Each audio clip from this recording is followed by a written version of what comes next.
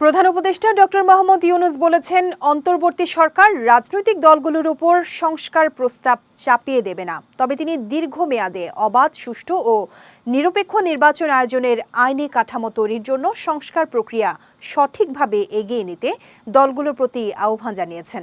শনিবার রাতে জাতীয় ঐক্যমত্য কমিশনের বৈঠক শেষে রাজনৈতিক দলের নেতারাও বেশ কিছু বিষয়ে সরকারের সঙ্গে একমত হয়েছেন। তবে নির্বাচন নিয়ে ভিন্ন ভিন্ন মত দিয়েছেন নেতারা।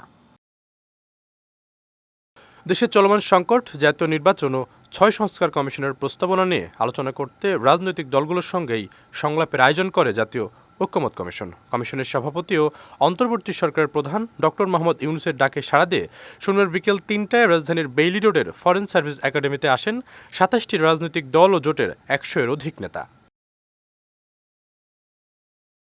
প্রায় ৩ ঘণ্টা ধরে চলা এই বৈঠকে ৩০ জন রাজনৈতিক নেতা তাদের দলের বিভিন্ন প্রস্তাবনা সরকারের কাছে তুলে ধরেন। বৈঠক শেষে ফরেন সার্ভিস একাডেমির বাইরে সাংবাদিকদের সঙ্গে কথা বলেন বিএনপি, জামাত, বৈষম্য বিরোধী ছাত্র আন্দোলন ও নাগরিক কমিটি সহ সংলাপে অংশ নেয়া দলগুলোর শীর্ষ পর্যায়ের নেতারা।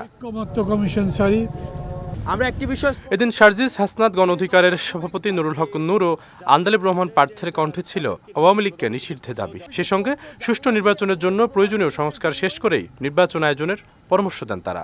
পরবর্তী কোনো প্রক্রিয়ায় যেন রাজনৈতিকভাবে কোনোভাবেই যেন আওয়ামী লীগ ফাংশনাল না হতে পারে, সেই বিষয়টি আমরা সেখানে প্রস্তাব দিয়েছি। এই অভ্যুত্থান পরবর্তী সময়ে আমাদের সবচেয়ে বড়, প্রথম এবং প্রধান দায়বদ্ধতা হচ্ছে ওই খুনিদের বিচার করা।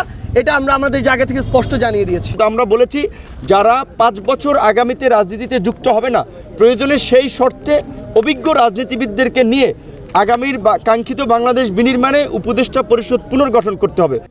আর ইসলামিক ঘরানাও তুলনামূলক ছোট রাজনৈতিক দলগুলোর নেতাদের কণ্ঠে ছিল সংকটের ধ্বনি। নেতারা আশঙ্কা করেন, নির্বাচন নিয়ে সরকার সঠিক সিদ্ধান্ত না নিলে গৃহযুদ্ধের দিকে ধাবিত হবে দেশ।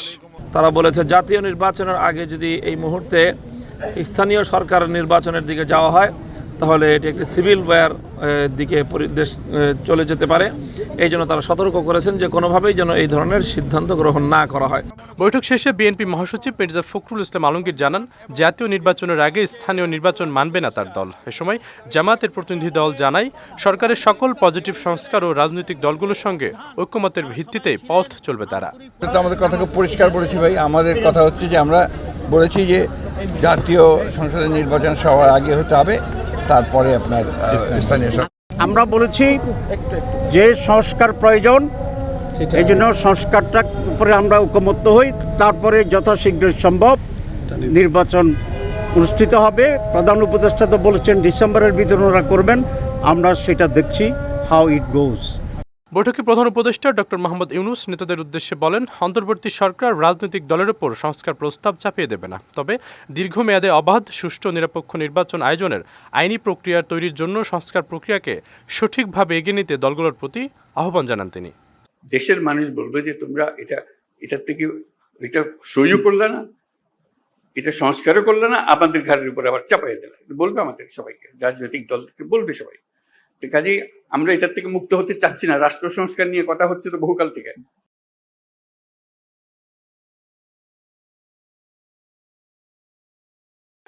এদিকে রাজনৈতিক দলের সঙ্গে জাতীয় ঐক্যমত কমিশনের গতকালের বৈঠকের ধারাবাহিকতা চলমান থাকবে বলে জানিয়েছেন অন্তর্বর্তী সরকার প্রেস সচিব শফিকুল আলম। আশরাফুল ইসলাম, বিজয় টিভি, ঢাকা। আমাদের প্রধান উপদেষ্টা সাহেব